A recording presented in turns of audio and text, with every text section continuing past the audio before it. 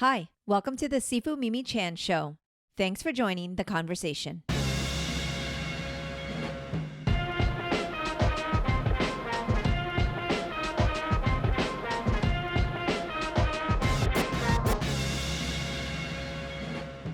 Hello, Michael Jamorski. Nice to see you today. Hey, Sifu Mimi, how are you doing? Well, I have to say, um, last week you called me to share some really cool news, which I want to talk about, like some of the stunt stuff you are doing. And I basically told you I was going to record the conversation and then post it as a podcast. And then, like, basically, if I were there in person, would have physically twisted your arm and be like, you're coming on talking to me on the show. Cause really, it's just literally what we're doing right now. Yeah. So, what's funny is I don't get to see you very often. And I want to say I've known you since you were like 12. Well, how old were Yeah. you when you started Kung Fu with Sifu George? Yeah, 11 or 12, I think back in 2000. Okay. And Yeah. what's interesting about that is while you have certainly matured, we kind of remembered you as like a 12-year-old that looked like a full-grown muscular man. And so you were like kind of still always looked a little bit the same, but it was like, wait, you're not a full adult. Okay, sorry, I'm yelling at you. You're actually only 12. You were always pretty like strong and real fit, sir. Yeah, good genetics growing up. A lot Well, of hard work. yeah, that's true. It's not like haven't worked to stay strong, get strong, and all of those things, with your whole life, that whole journey. When did you decide? Because I know you were doing kung fu for a long time and you're very physical. When did you decide, like, okay, you know what? I think I want to do stunt work.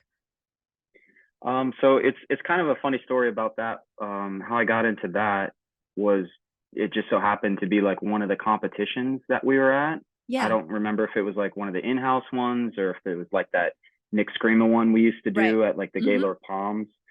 Yeah. But like a manager from Disney winded up just seeing me, and then they Okay. came to like our school, I think, to take like some lessons, and they were just like, hey, you ever thought about doing like stunts, like live shows at the parks? And I was like, what? And like at the time we were just like doing shows at movie theaters to get like free tickets and like trying to like get out there so we could get more students at our school. And I was like, you could get paid to do this? And just kind of auditioned, got into the live shows there, and Yeah. then through there got into movie stuff just because people were already into it there as well.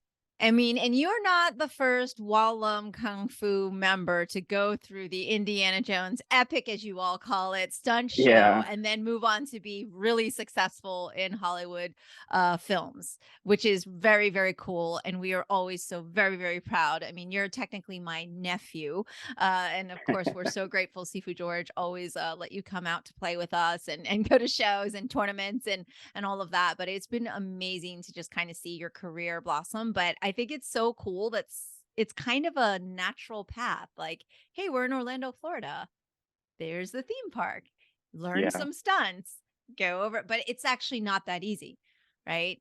Like it Yeah, sounds no. like it's a easy transition and progression, but it must have been really, really tough. Can you tell me like what was one of the hardest like jumps? I think getting into the Disney show, how challenging was that for you? Yeah, that was pretty rough for me because, just going to the audition and never really doing anything like that before. Yeah. I just kind of read like what their like prerequisites or what they expected out of you for Mhm. the audition. So when I originally auditioned, I auditioned for the role of Indiana Jones, Okay. and I got typecasted immediately because I was too short, too big. Like they want people 5'10" and older or over, like to 6 foot, Okay. and I was 5'8".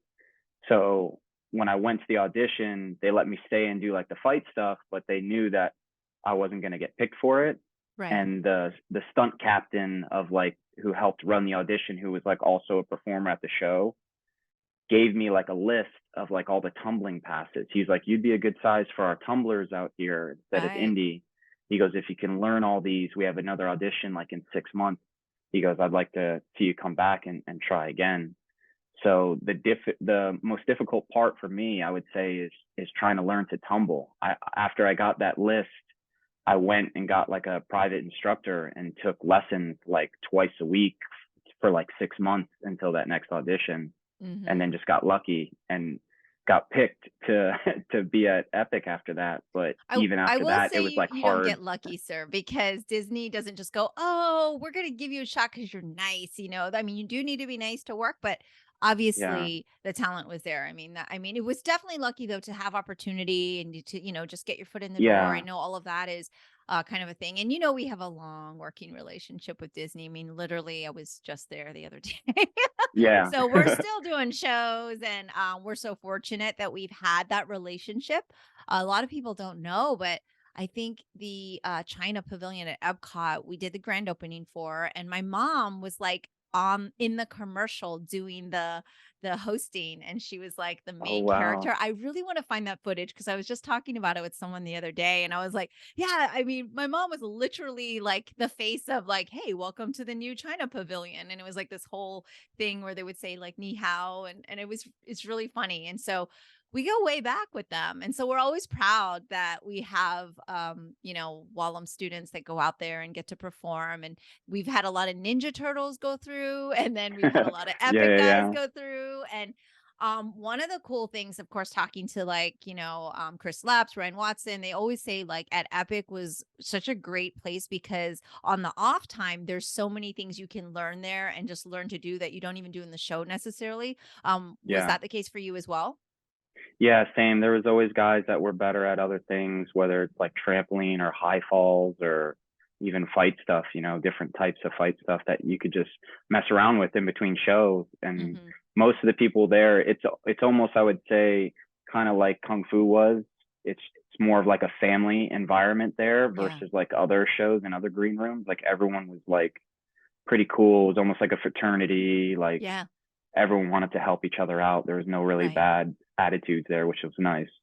Yeah, yeah, I love hearing that, and having known so many that's gone through that journey, you're just like, oh, that's so cool. And I mean, I know that you come back to Orlando because you're now relocated to Georgia, but I know that maybe it's different guys that are out there and stuff like that. But for a while, you would go back and even I always say we always love Michael Jamorski because he goes to visit his Sifu, and Sifu George is like one of your first visits. You're so great about remembering your roots and just paying homage. But like you also go back to Indy too, right?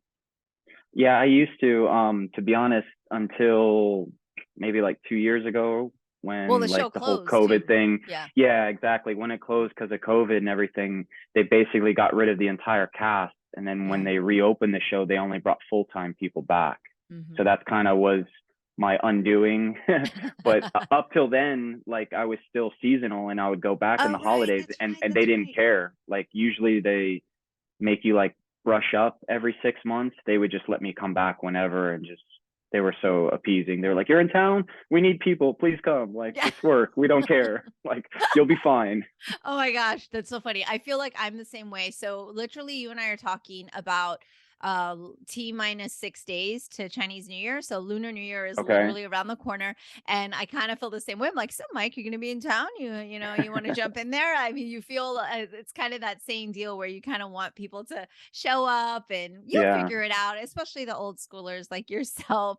Yeah. So we go back to the tumbling thing? Like, what was one of the hardest passes for you to get? Because I see you and I forgot that you didn't tumble kind of growing up, that you did the martial arts, but you were always like, your jumps were always so, if you made it look very easy. And I was like, damn you, because, my vertical half-inch jump that I've had since I was 12, that never got much higher. I never can Yeah. jump that. My body does not want to go upward.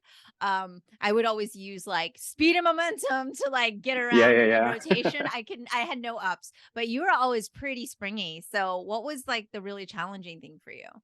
Just for me, like chaining stuff together, the hardest Okay, thing the that we had to combos. do was like, yeah, like round off back handspring back tuck. Like anytime we had to chain stuff together, Ah, that was kind of like harder for me. I was always like better at just doing like round off something and then cartwheel out of it, for like a three trick okay. pass instead of like doing round off back handspring something.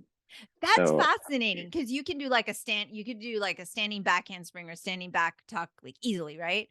I yeah, was the opposite. I could do like 10 back handsprings in a row, and then I'm like, oh my God, I have to do a standing back handspring. don't know what I'm gonna do. And this is back when I could do all that, by the way. I mean, the last Yeah, time yeah, I did yeah. back handspring was about 4 years ago, and which I was flipping at 40. I was pretty excited about that. Our pal, shout out to Travis. I came out and taught coaching to the kids, and I'm like, okay, I'm gonna revive my back handspring, and he got me there. So I was pretty excited. But I could never do standing things. I think it's because you have like, is there like maybe that's like the power versus the like the momentum or something. I don't know. I I guess, was yeah. so scared of doing things standing. I couldn't do it. To me, as soon as I started like chaining stuff together, like I would lose where I was at and like where my body was in Oh, relation to like where the okay. world was. Right. So it's like when you had to like undercut to like get more power for your back handspring, I would just like sometimes miss like biff the and miss the ground, or Okay. I would like back handspring too high and then my back tuck would be lower than my back handspring. So it took a while to get that one down for me. Wow. I find that fascinating because you are so like twisty turny. You can do all these crazy things. And I'm like, really? Around a back handspring back tuck was like your nemesis. I love that. Yeah. It's always the dumb. That's always the simple things, right? Or it Ri should be. well, the problem is, and we say this in kung fu, and I say this to my students probably every other day or daily, like, simple doesn't mean easy. Yeah, exactly. And so because dipped my toe into that world in that industry, but I didn't do I've done stage work, but I didn't do like an indie show. Like, did you feel that that translated to film really well for you? Like, being on the set, like that first time you were like, okay, I'm going out there and I'm a stuntman on a film set. Did you feel the transition was pretty seamless, or did you feel like there was a huge adjustment to make? It was. I would say like yes and no. Okay. Like it definitely like I already had the confidence because like performing in front of people just from kung fu to Mm-hmm. even going on stage like at indie from doing kung fu and doing like all Yes. the shows we did and Yeah. exhibitions. Like I was never really nervous in front of people. So I feel like that element when I went to movies was like it didn't matter because Okay. of both of those avenues. But just like in terms of like fighting and some of the other stuff and the etiquette, it was way different because you're so used to like, okay, here you go out, you do your show, you're done, and then you can just hang out. Like there, it's just like a doctor's office. So it's always like hurry up and wait, like you're always like Yes. I don't know when to start stretching to be ready. Like, should I be ready? Should I not be ready? What am I doing? Like, Yeah, yeah, hurry up and wait is a huge one in yeah. that. I get So it. it was definitely a learning curve for that. Now, I have some recollection of you going, I think I want to get into film now because you and I had some conversations early in your career, mind you. Like, where do I start? Do I need a headshot? All of that stuff. Yeah. How hard was it for you to get started? Like, do you remember what was your first break? I mean, my first break, I got lucky with one of my buddies at Disney before when SAG was, right now it's like SAG AFTRA, but Mm-hmm.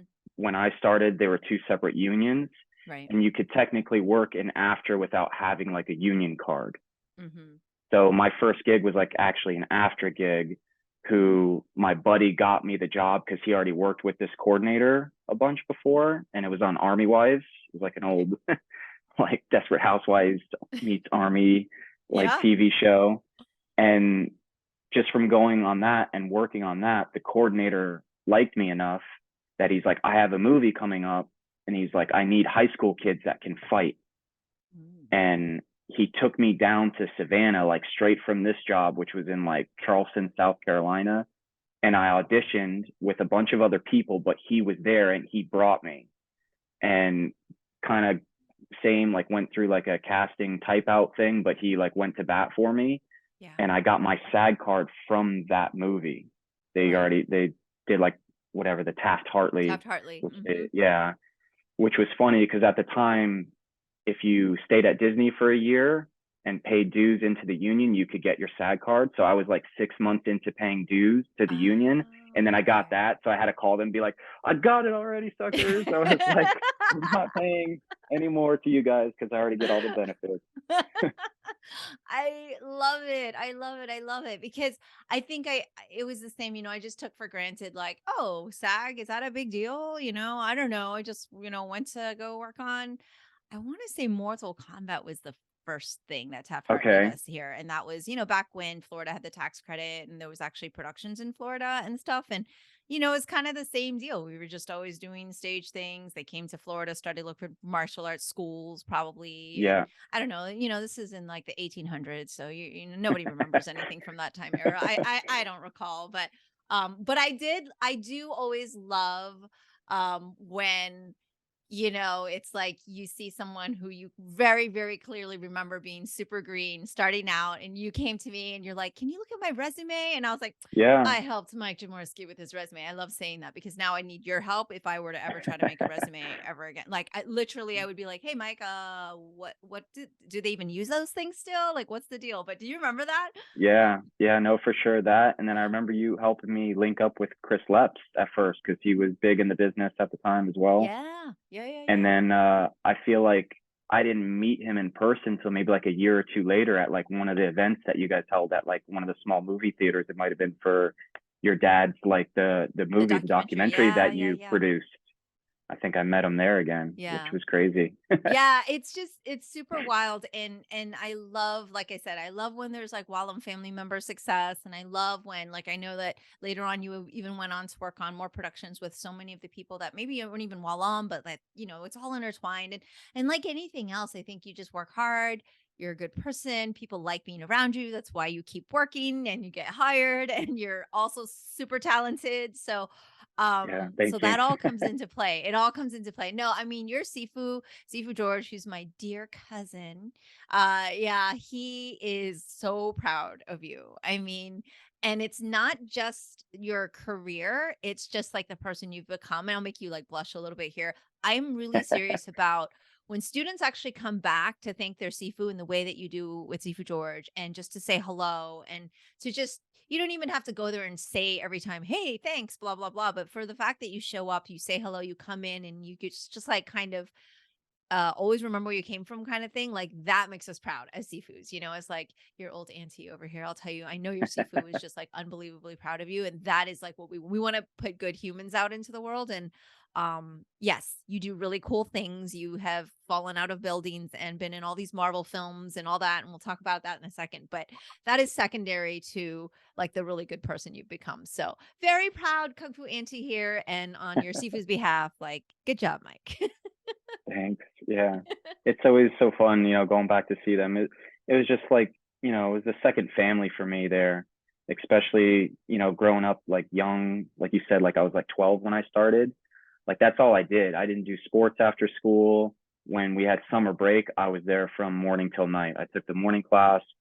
They would keep me like during the day and we'd either train or play games or do whatever. They Like it would was just a feed you. family. Popo was there to Yeah, they feed would feed you. me.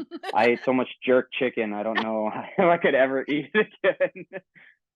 But Hey, something had to feed those muscles, sir. They don't just grow yeah, on their yeah, own. yeah. Jerk chicken is pure protein, please. Yeah, exactly.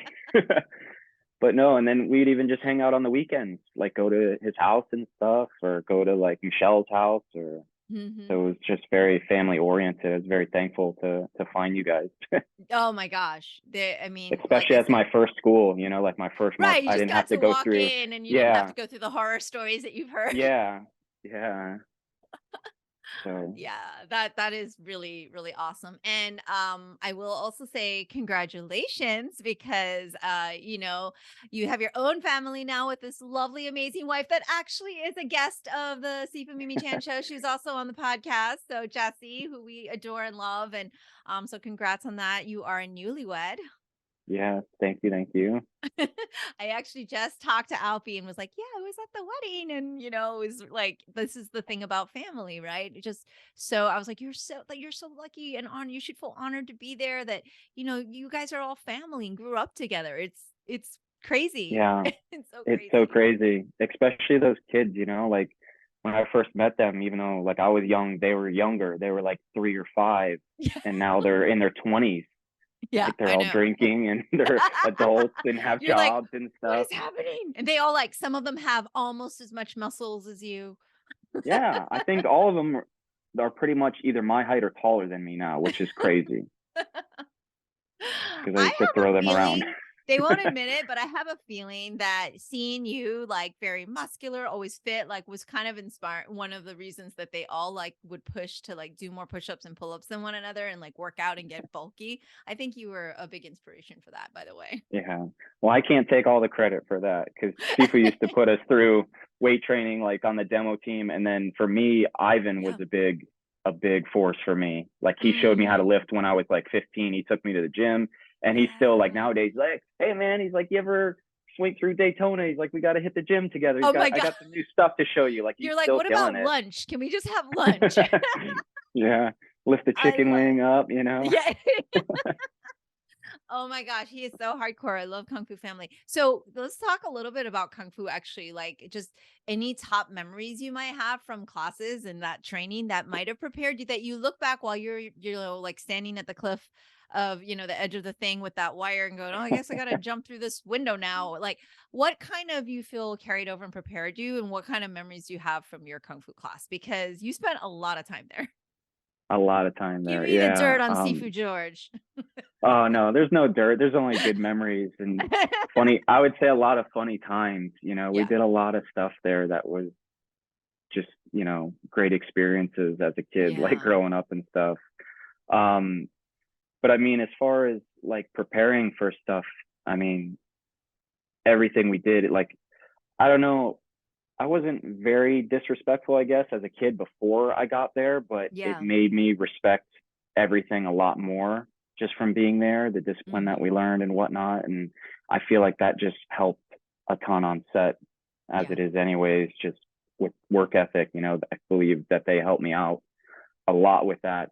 Plus my father's a workaholic, so it's kind of like, Hard work, it's hard like work. inbred, yeah. But some of like the funniest memories I guess that I have, like my dad, he kind of brought it up when we had the wedding recently because Yeah. all the kung fu people came and everyone was like reminiscing, oh, you remember this story, remember that story, Yeah. whatever. But going back to how you were saying, like I was kind of like a bigger kid for my age, You were. like one of my, I want to say like, I don't know, in the very beginning when I first started and I was in the kids class, seeing Martin, Yeah. uh, like told me at one time, I don't know if you remember, there was another student there. His name was Eric Castleberg. He was kind of Okay. like, he was higher up like demo team before I was Okay. demo team. It was like him, Joe Palmer, like JC, Okay. like they were Okay. kind of like the Yeah. elite guys at our school.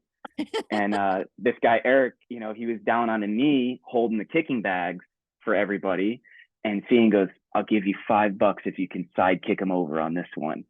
and and I literally side kicked him. He fell down, and my dad made me apologize to him because he didn't know that Seeing Oh, like that told me to do Martin it. like Yeah, egged you on. and he was just wouldn't he wouldn't let Martin say anything, and he made me apologize to him, and it was just kind of a funny thing.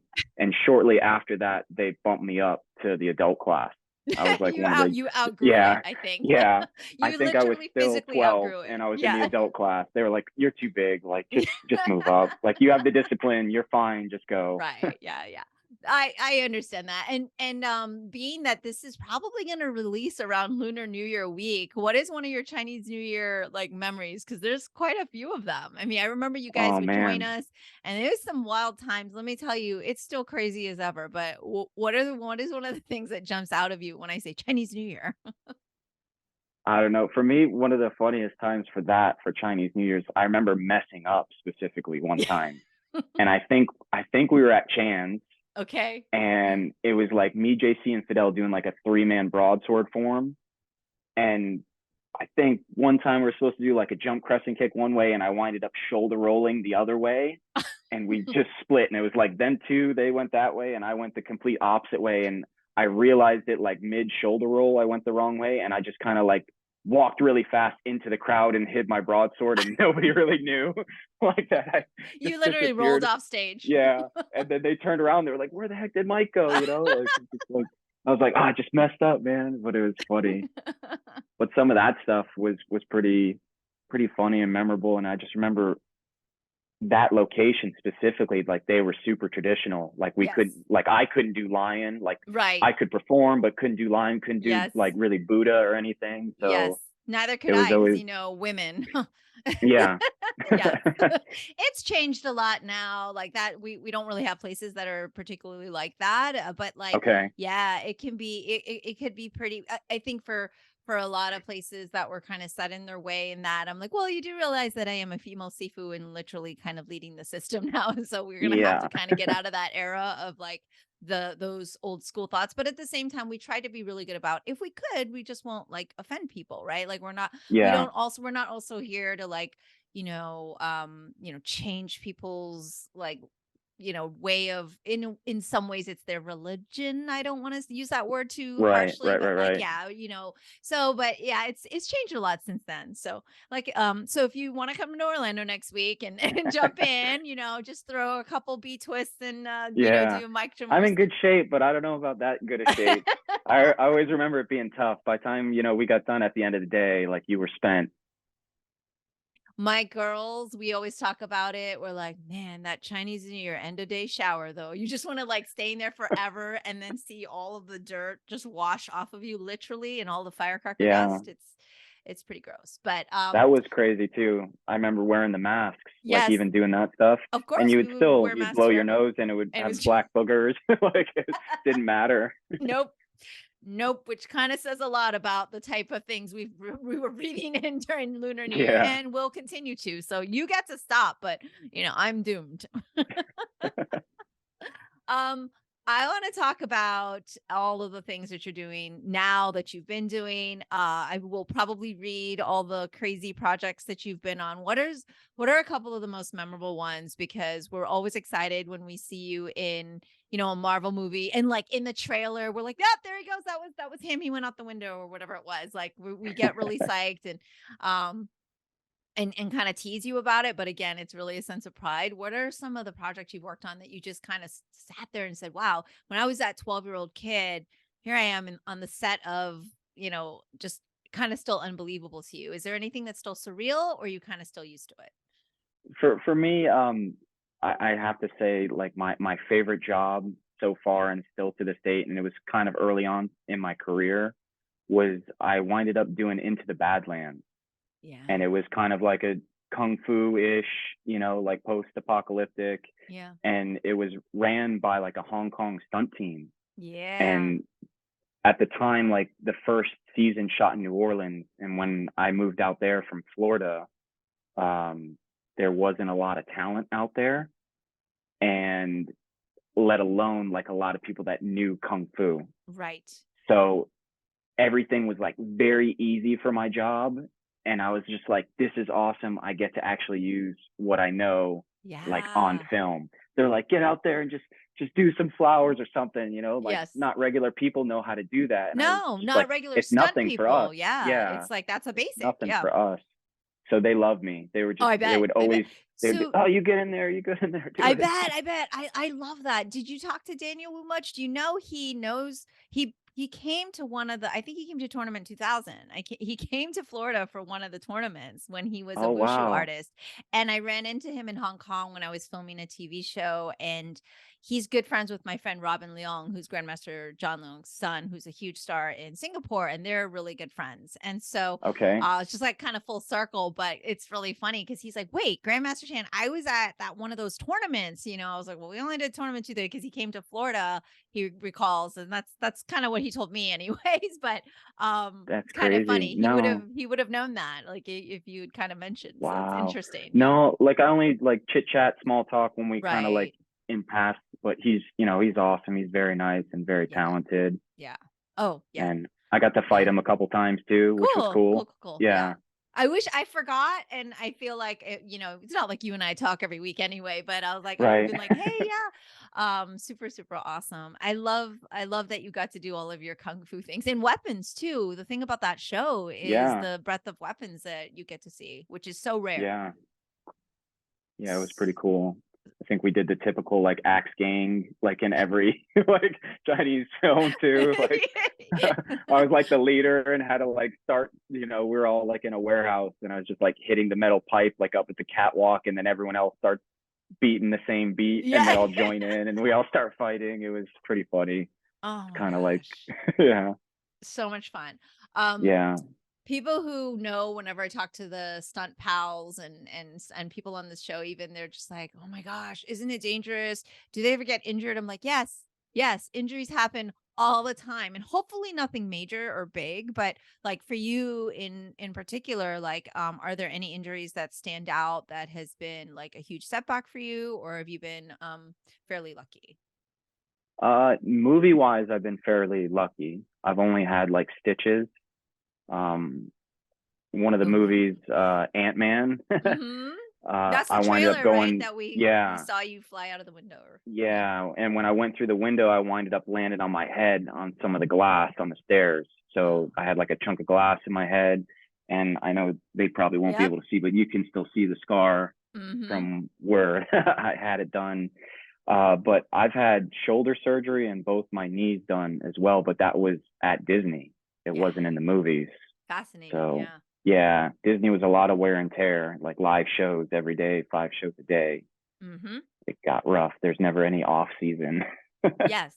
Yeah, that's the thing, because you see stunt work and you think, "Oh my gosh," but thing is, if you get it good, you only gotta do it a couple times. If you get the Yeah, take, all you gotta be a one take, one take and done, yeah, you're lucky. I mean, rare, but still, it is definitely dangerous, and there's definitely stuff, but I think people underestimate and maybe don't give enough credit to those theme park performers that have to do several shows a day, yeah, yeah. day It's in and day crazy. out, because Disney does not close, only if there's actually a hurricane.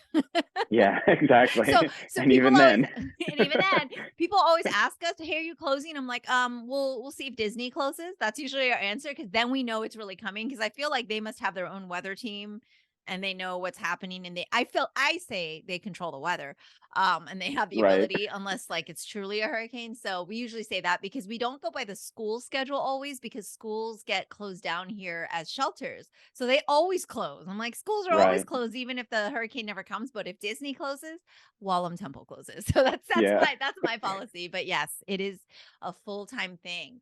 Um and you and I actually had a little chat last week, because I'm always curious and I'm always concerned. Like, I don't know anyone in the industry too much, I mean you anymore, but I used to sit there and watch all the credits, and now I see the credits for like CG and special effects way longer than even the stunt team and stuff. Like, you see that you've seen someone who actually reads credits, you kind of have seen like, oh wow, there's like 2 more minutes, 5 more minutes of credits, and a lot of it is because of those post effects and things like that. And I just saw the other day, actually, Oscar got gifted, I should show it to you, some AI of him as a lot of different characters, Oh yeah, and it's very creepy, and like all the pictures. Yeah, I can't stop looking at it. And so, but even just looking at something like that, that someone can just do at home, right? Not even a professional, like, I'm always worried, like, okay, when is the day where stunt performers are going to get phased out? And what is that like right now? Like in Hollywood, do you feel like it's not going to be a problem at all yet? Or do you feel like, where's that trend? And every few years, I kind of check in with people just to see, like, what is it like? Cause I know it gets used, but, what are you seeing in terms of like how that's used in, the stunt world? yeah. There's still. I mean, everything's getting so much better nowadays. Like before, it used to be kind of campy and kind of cheesy. You're like, oh, that looks funny or that looks whatever. But Yeah. some of the face replacement and stuff is getting so good nowadays that it's you can't even hardly tell sometimes unless like there's a couple movies I've been in. I'm just like, that's my body. That's not the actor. Like you can't even tell unless you're like, that's my legs. That's not his. And but as far as like stunt stuff, like it kind of helps us in a way right now, at least with the Okay. face replacement and stuff, because Wow. they won't let the actors maybe do as much, and they'll be like, well, just let him do it. You don't need my face right now. Like they can do it. But then on the flip side of things, like the stuff that's more dangerous, I would say they're not letting us do anymore, because they're like, well, we'll just do a digi takeover, and they literally just take thousands of pictures of us and then just do whatever they want with our bodies, like make them flip through the air if it's like a crazy explosion or whatnot. Right. So it's kind of taking away some work, but then it's still like keeping us maybe a little bit more employed. So I don't think really it's phasing us out yet. Hopefully not in Yeah. my career. Maybe the Right. I newer mean, generations eventually, yeah. but And that's interesting that you kind of talk about that because there's like the pro and the con, right? Because there's always this sense of pride. And I feel like there should be a stunt category in a lot of these award things. I feel like you guys should get a lot more accolade. I know you have your own like award thing, whatever, but nobody really gets to hear about those, right? Nobody gets to know. But Yeah. like, I mean, do you feel like as a stunt performer from your generation? Because I definitely consider you and I very different generations, by the way. Yeah. And I don't actually consider myself a real stunt performer. I mean, I've been on like 3 or 4 sets or so, or, so, but like, there's this sense of pride. Like, no, man, I had to get on a harness and I had to do, wires, or I had to do the ratchet. I had, I got in there, I did the burn and all. Like, there's a sense of like a bit of that accomplishment, or do you feel like, you know Yeah. what? No, this is safer. Like, where do you lie in that? I don't know, because it's so hard, because the guys that I learned from and like met at Disney, or just like when I got into the business, like the people that kind of mentored me that were older, they all came from like that cowboy 80s 90s era, Yeah. right? And it's like, if you weren't tough, like, you weren't a stunt man. Like, if you Mm. couldn't hit the concrete or whatever. And nowadays, like with the CG and stuff being so good, a lot of times they put like a thin layer of foam on the ground and they just wipe it Oh, away. So it's like we're not even like technically doing what they used to do back in the day. So the older generation kind of thinks the newer generation's soft. softer, and then the newer generation's even softer than that. It's just Right. like there is a lot of skill, like doing like the wire work stuff, but like we don't even do air rams anymore. Like they don't even really teach that, because wires are safer, or it's easier than just getting launched off this catapult thing and trying to flip through the air. Like it's almost like a dying art, like that some Yeah. of us know. Yeah. Yeah, yeah, yeah. I never had to do that. So I mean, I can Yeah. only imagine.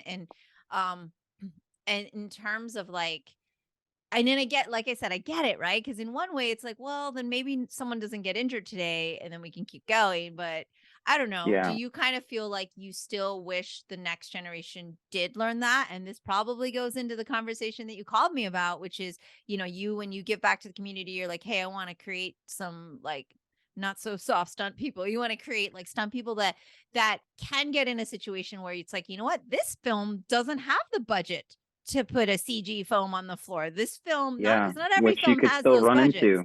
Yeah, Yeah. yeah. I mean, and some people are just doing things to make art now, right? There's YouTube. There wasn't YouTube before, right? And so No. there's stuff Yeah. out there now that like maybe they just want to do stuff to do it and get it done and need to learn to do it safely. So, I mean, do you feel like it shouldn't be a lost art, a lot of these things? Yeah. No, I don't think so. Like you said perfectly, is like it's hard finding newer generation people that are like that today. Hmm. And whenever like newer people either come up to like myself or the other guys that I work with, they're just like, oh, how do I get good, or how do I do this? And it's just like we always tell them, it's like attitude, like work ethic, and then talent. Like those are the three things. Like it's not talent first, it's your attitude first.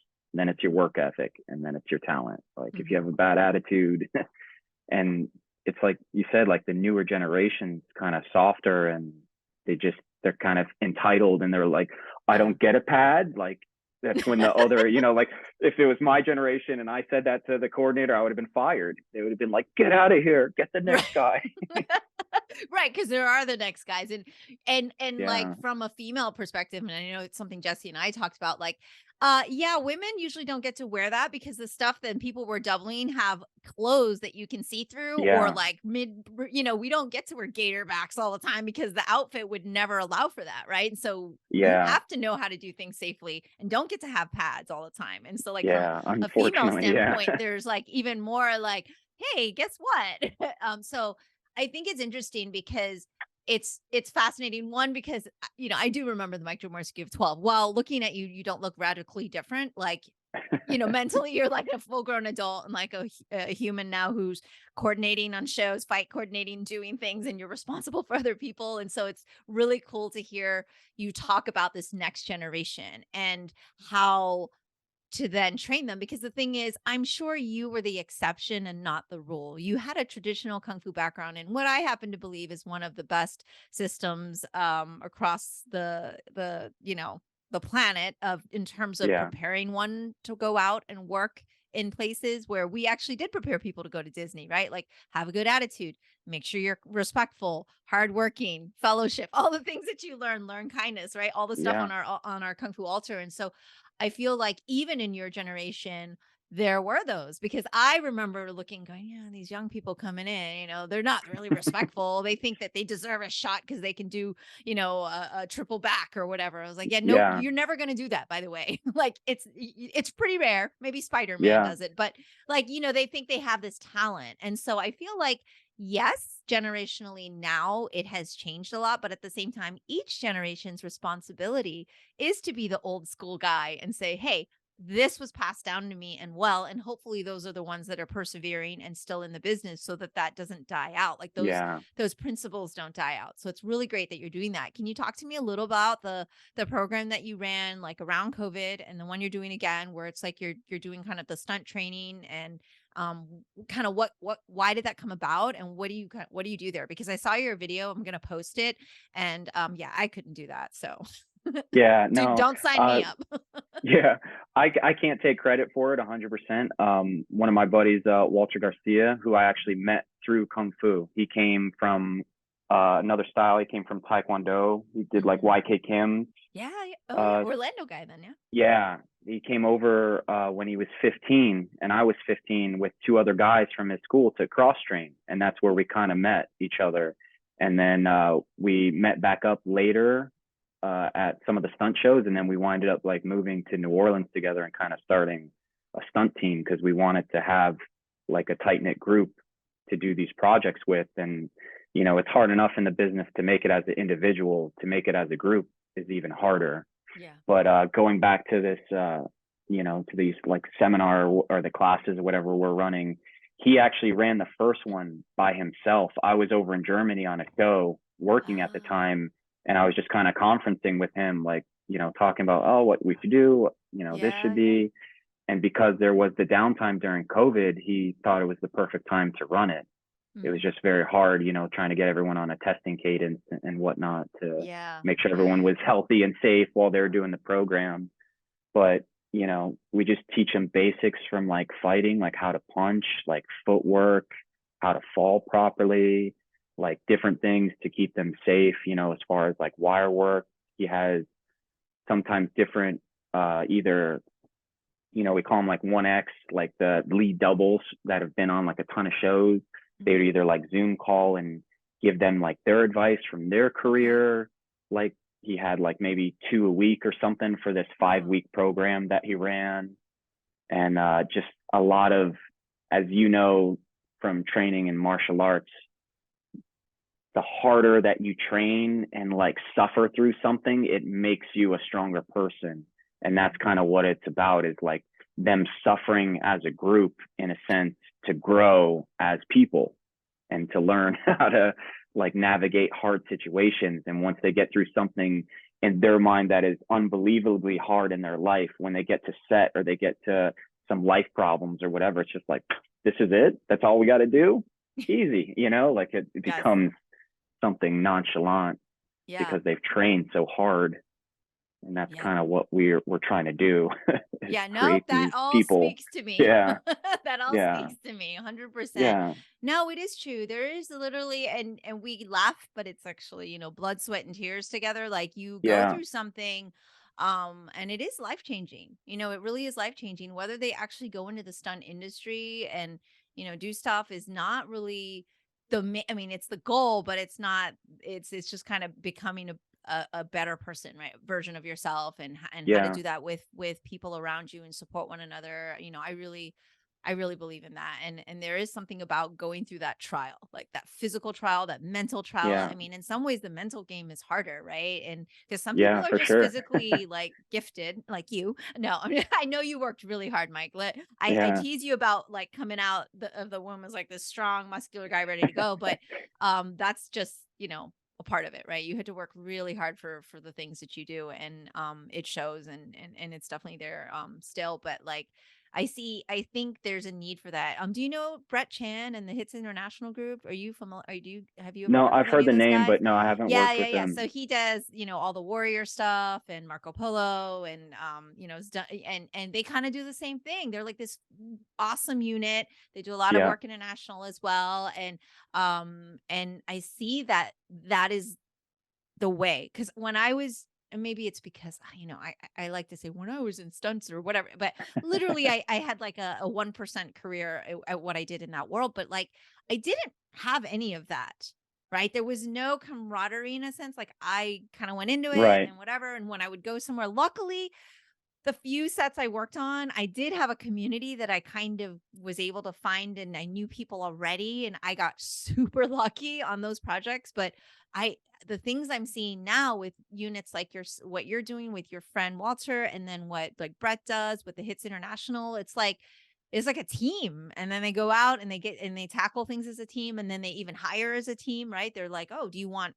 this team to do this type of fighting, or do you want what kind of stunts, car driving or whatever. So I think that's nice to have the community, because there's so much to be said for not just the physical skill part, but what you were talking about was etiquette on set.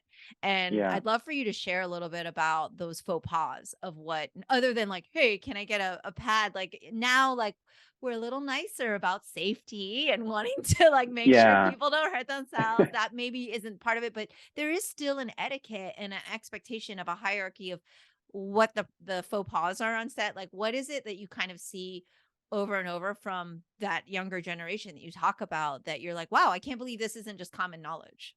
Like what's something To that be comes to honest, mind? the biggest thing is just like paying attention.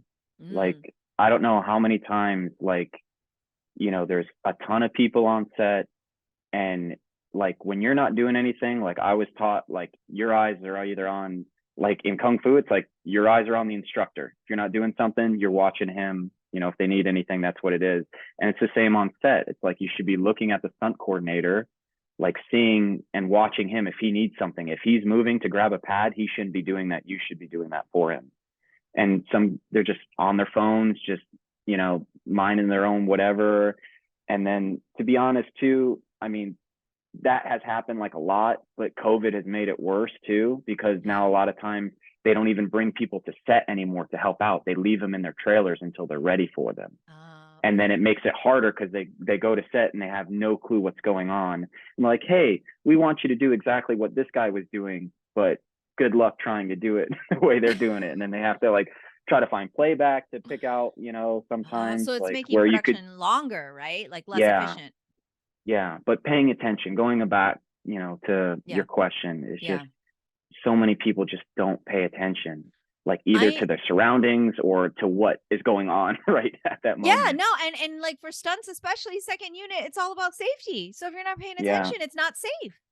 yeah, Right? Like that's the bottom line. It's interesting you say that, because of course there were cell phones when I was working, right? But like it's not that there wasn't yeah, cell phones, but there wasn't smartphones right away. right. That's a big difference. And I mean, I feel like I'm over strict on things, but I mean, if I were to direct a film again, if I were to kind of go through that, I think I might have like a no smartphone rule on my set. Yeah, I yeah, think it would be like, I'm sorry, that's what you want to be on, go home and be on that. Bring in the next person who clearly wants to do wants to this work. more. Yeah, Yeah, because it's just so disrespectful. And I give you like a small example. Like Oscar used to bring in interns to his fitness program where he's like, I want to teach people to be better coaches, better trainers, and da da da. okay. And like one of the interns was like on the phone while clients were in, and was supposed to be tending to them. And I was like, he was mortified, like didn't realize like that had to be stated as a rule. Like, yeah, you can't just be like, yeah, yeah, 10 more like that is Yeah, not that's okay. crazy. Like, Yeah, so like, but I think I would be like that person, like, I'm sorry, your phone stays in your trailer, and like, because it yeah. is a distraction. I mean, what are they on the TikTok or whatever? Like, I don't know. I mean, that's what I did. I mean, I left my phone in my stunt bag, and it's like I'm here to work. Like yeah, I'll check it when I'm at lunch, yeah, or yeah, yeah. just like any other job, you can't really have your phone on you. most Yeah, of the time. I So mean, it's kinda crazy, but yeah, yeah, it's amazing though, right? Like, you just take for granted the things that were, like, beaten probably into you at some point through your kung yeah, fu or home career, like, you clearly had yeah, good parenting and had manners already, but, like, still, like, you just go, "Really? Like, no one taught you this?" right. And it's Is just that like, like a how chapter do in you do your that to an adult? Yeah, it's just Well, like, you treat them like the level of learning they're at, which is, I guess, we're gonna regress you now to Pee-wee class, what yeah, is what we call it at Kung Fu. yeah. It's like Tie your shoes and get yeah. over here. How many times do you have to tell the kids to tie their shoes in Kung Oh my Fu? gosh, all the time, all the It's time. amazing those damn things come untied. Parents used to go, "Why can't you get Velcro?" I'm like, "Why can't children learn to tie their shoes?" Yeah, or double knot them. Right. You know they untie them on purpose. Yeah, Let get me a tell you, break. they're still doing it. They're still doing it. Kids Yeah, through every generation have figured that out. Let me if I yeah, untie my shoes, I can take time to tie it and yeah. not do my horse stance. I don't know how many Ratatouilles I've seen shoes go flying across the room because they think it's so funny. Right. Oh my gosh, that is so. I can just see Sifu George just like Yeah, shaking his you could head, just and be he's like push-ups. You just be like push-ups. he actually, because of course, he started teaching back at the temple originally and was always known as the push-up Sifu. Because at the temple, we Yeah, have so many different Sifus there and through the ages, and he was always known as the push-up Sifu. So I know you've got perfect push-ups because of it. yeah. They're so easy now because of him. We used to do them, I swear, like at least once a week sometimes when he Hmm. taught, and we would do them after every warm-up exercise. Do 5 foot towel, you drop down, do 10 knuckle push-ups. We do elbow to toe, then you would do 10 fingertip push-ups. And it's just like after everything, by the time you got done warming up, you did 100 push-ups, Yeah. you know? It's just like, oh my gosh. But they definitely got easier. Yeah. You were built for them too. So it's like, all right, even I'm struggling here. Like the poor kid next to me who's never done one ever. And it's his like Yeah, third day. You're going, oh, sorry. yeah. Or you make a mistake and you do push-ups. He's either like, you're gonna get strong or you're gonna get good. Like, That sounds about right. That sounds about right. yeah, So now you said you are also, because you can continue to do stunts for a long time, but nature and age does kick in, and there are things yeah, that you're like kind of like, at a certain point you don't want to be giving yourself so much wear and tear. So you said that you were yeah. also doing some fight coordinating. Tell me what that's been like for you. It's been cool. It's been crazy because like there is somewhat I don't want to say it the wrong way, but like kind of a high almost Hmm. like when you're Yeah. in front of camera and you're doing and Yeah, you're on performing like it's stage. You're on. Yeah. yeah it's cool to do it, but there is like a different when you're behind camera creating stuff and Hmm. teaching people now to be safe, teaching them how to move, and then kind of like coming up with a vision of what you think is cool and trying to get them to do your vision. So Yeah. it's been really cool to dive into that aspect of it. And I didn't think I'd ever be able to do it. I'm just like, I don't know, step here, punch here, do this. And now, we're creating such elaborate scenes. Yeah. Yeah. Yeah. Yeah. Are you allowed to tell me what you're working on? I don't know, to be honest. So maybe don't, and we'll talk about it off air. Yeah, But what was like the yeah. last thing you worked on that maybe, or was this the first one you're fight coordinating? No, I've been doing it Right. for I want to say like a couple years now. Yeah. Um, I started out on some of the other shows, like even when you're just like doubling or whatnot, it's always kind of like a communicative like environment when you're Hmm. on like the team that's like there for the whole show. Yeah. So even though like you're not in that technically fight coordinator position, sometimes you can be asked like, hey, what would you do here? Like, what do you Yeah. think's cool? What feels cool for you? So we've always like I've been lucky to kind of build into it, I guess. But we did 3 seasons of Stargirl.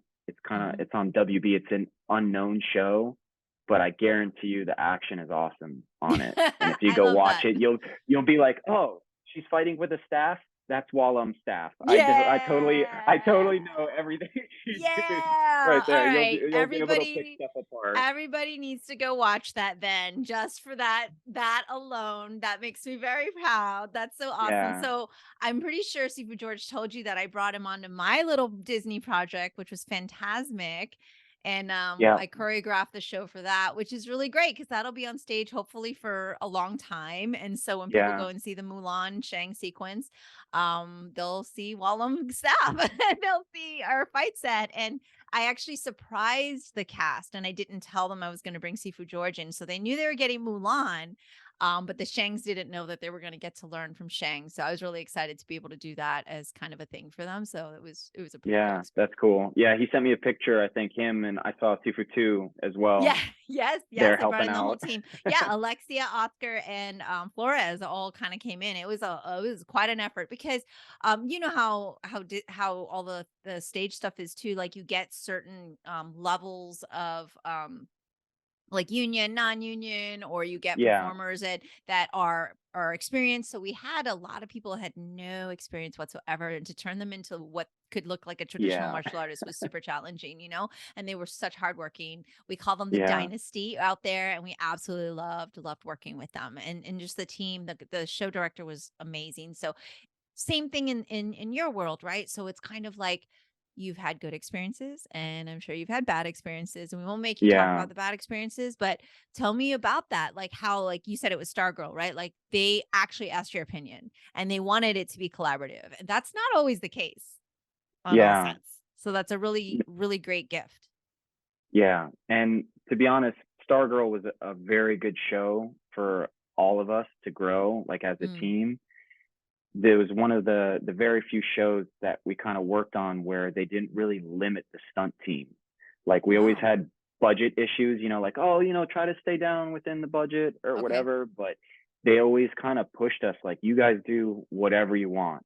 Where Nice. sometimes a lot of productions, especially television, are like, we can't do that. Like, no, like we're not doing that. So we always Okay. had big, grandiose, like action scenes and stunt scenes, and we were always kind of pushing the limit as far as like I would say for a TV show, they were getting like movie quality action for what we were Wow. doing. Nice. So I love yeah, it. I love it. I yeah, it love was it. I really love it. cool. And now that you're doing this, do you miss the adrenaline of I mean, I know that you still do stunts and stuff, but like do you feel like you're gonna miss the adrenaline and or do you think you're gonna make like kind of more of a permanent transition over to the other side of camera? It's definitely been more of like a permanent transition to it Yeah. because I've already gotten like some calls for other jobs like doubling again, and it's just like I'm okay. Like I'm doing this now, so Yeah. And I but mean, there so is that listeners little know bit you that still misses, but you yeah. can still like when you try to demo it for people, or sometimes you still like line up a shot, people are Yeah, you like, gotta show oh, them you they're know like you they're got like it. that guy knows something. Yeah, you gotta occasionally you gotta throw it out there, you know, you're like, I still Yeah, got it for the yeah, youngins to see. yeah, should have warmed up, but I still got Yeah. it. You're like, I can do this. Give me 10 minutes. I'll be right back. You're Yeah, like doing yeah, joint mobility exactly. in the back. That would be, yeah, that was me like 20 years ago. But I'd love for you to share really quick with our audience too, some of the people you've doubled. Of course, I know, but I'd love for you to share like, wow, I'm doubling all these people that you never thought or like working with, like some who are some of the highlights? Yeah, my first ever doubling job was for Woody Harrelson, believe it or not. Yeah. You wouldn't think that I'm like around his size, which I'm not, but we made it work, and I Yeah. doubled him a couple times. Matt Damon, I Mhm. doubled once for the new Jason Bourne. It was like his fourth one. It was the one that wasn't so good Aw. to his other trilogy. Like everyone's like, "Oh, you were on Bourne?" I was like, "Yeah." They're like, "Which one?" I was like, "Jason Bourne." They're like, "Which one is that?" Like nobody has ever really seen it, you That's know? because you're also young, and so by the Yeah, time the Bournes came around, but yeah, it's still cool you got to work with Matt Damon and Woody yeah. Harrelson, like, oh, Yeah, he was very nice. And then I love Mark hearing that. Wahlberg is Okay. a couple times, and he's probably like the most or the closest to my size. We're like Okay. both So you guys were a five really eight, good 5'9", like fit. the same weight. Like he's like probably the best fit for me Okay. who I've doubled so far. And those are kind of like the bigger guys, and like people that I've worked with, like Matthew McConaughey, like some of the Mhm, bigger mhm. guys, big names. Everybody's pretty much nice. I haven't really ran into too many Oh, that's like nice.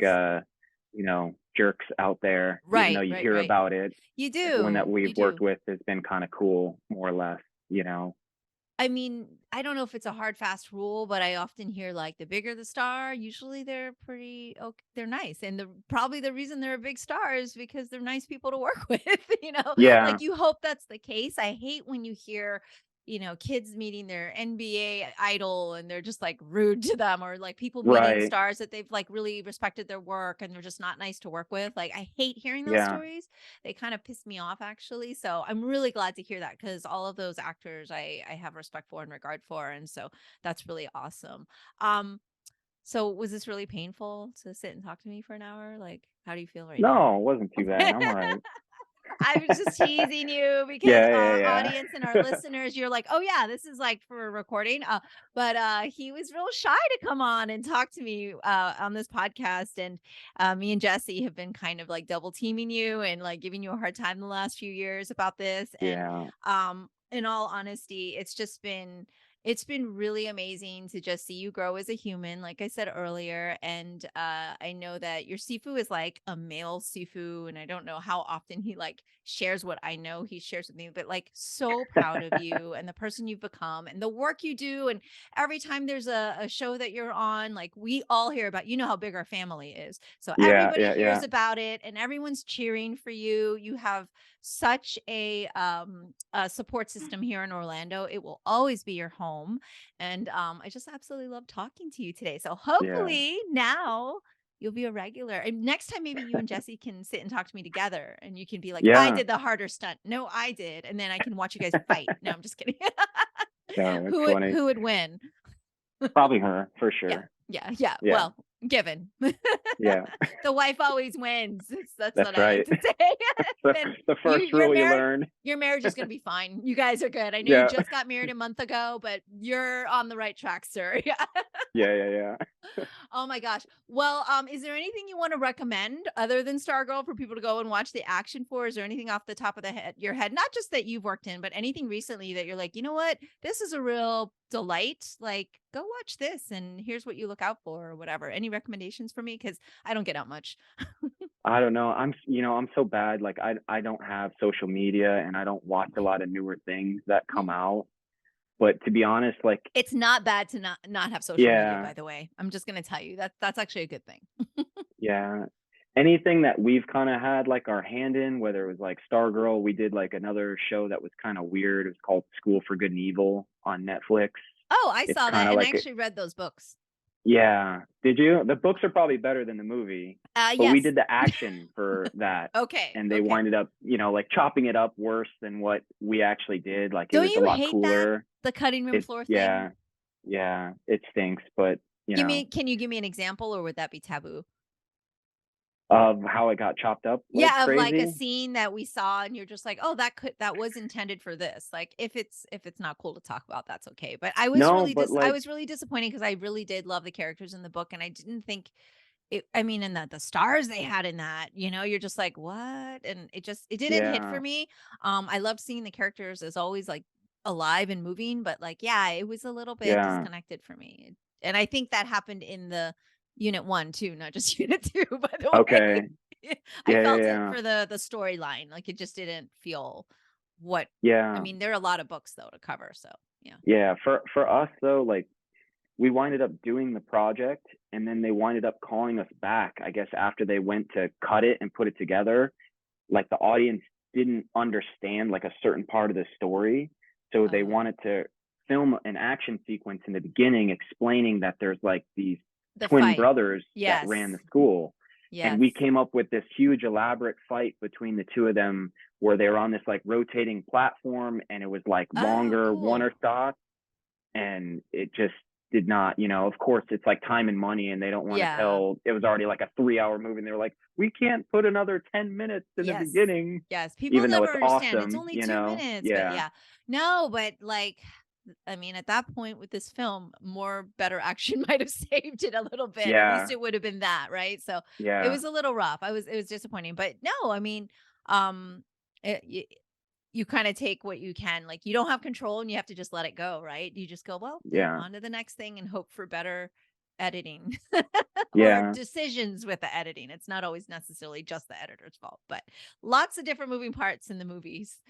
Yeah. But I would say check out anything. I mean, like anything like we've done, like stuff that Ryan's done, like martial artists that became coordinators or fight coordinators. Mm-hmm. Like usually their stuff, their action's pretty good. Like Ryan Watson, Yeah. and then believe it or not, I know he passed away, but Brad Allen, he was part of like Oh, Jackie Chan's of stunt team. course. Of course. All his stuff is always on par. It's always so Mhm. awesome. We were just like Mhm. striving to like be like him and push it. Like Yeah.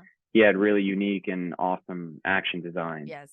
Yeah, because I mean, maybe I'm biased, but you're right. When you have that, well, Brett Chan is the same, martial arts Yeah. background, and I love the stuff that I've seen, like in terms of the action side. I'm like, I need to talk to this guy, and then like we have a kind of friend in common, and then I ended up like being able to talk to the whole like warrior cast, and that was great. Like, Yeah. so he's Yeah. just like awesome, but very same thing, like super family oriented, super like when he on the set of Warrior, and I was supposed to go to South Africa this year, and I didn't make it out, but like literally it's like we're having warm-ups and everyone shows up to train, including the actors, including like he's like anybody, craft services, whoever wants to come out, and they all like work out together. It's like this really That's so fun, cool. crazy. I was like, Yeah. that is so cool. I am so there. He's like, come on out, so maybe next season. But yeah, I Yeah. mean, Yeah. you Yeah. just love to hear that. And it's usually, I feel like martial artists who come from a background where it's like that, where they've come from a family background, like Wah Yeah. Lum for us, they translate that into the next phase of life. And that's why I think, and you see it in their work, right? Like you see that Yeah. something is connected very, very, really Yeah. well.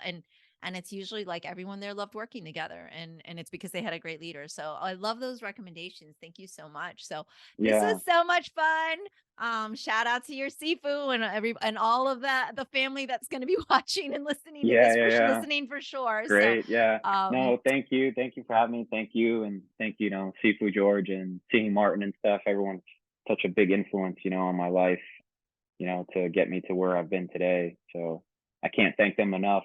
yeah. That's why I always Oh, go back to reach out to them and try to see them and hope they're doing yeah. well and see what's going on. Yes.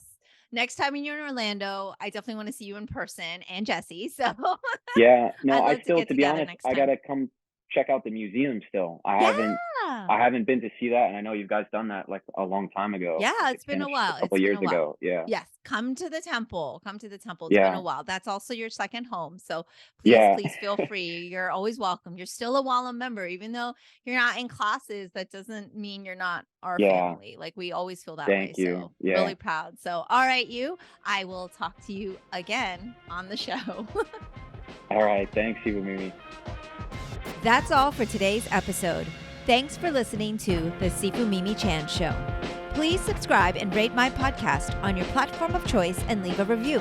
You can become a patron of the show at patreon.com/SifuMimiChan to help keep this podcast going. Follow me and interact on social media at Sifu Mimi Chan on Instagram, Twitter, or Facebook.